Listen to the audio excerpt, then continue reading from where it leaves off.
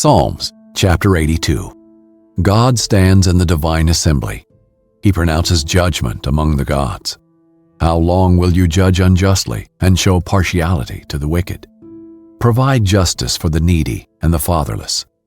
Uphold the rights of the oppressed and the destitute. Rescue the poor and needy. Save them from the power of the wicked. They do not know or understand. They wander in darkness. All the foundations of the earth are shaken. I said, "You are gods. You are all sons of the Most High. However, you will die like humans and fall like any other ruler. Rise up, God, judge the earth, for all the nations belong to you."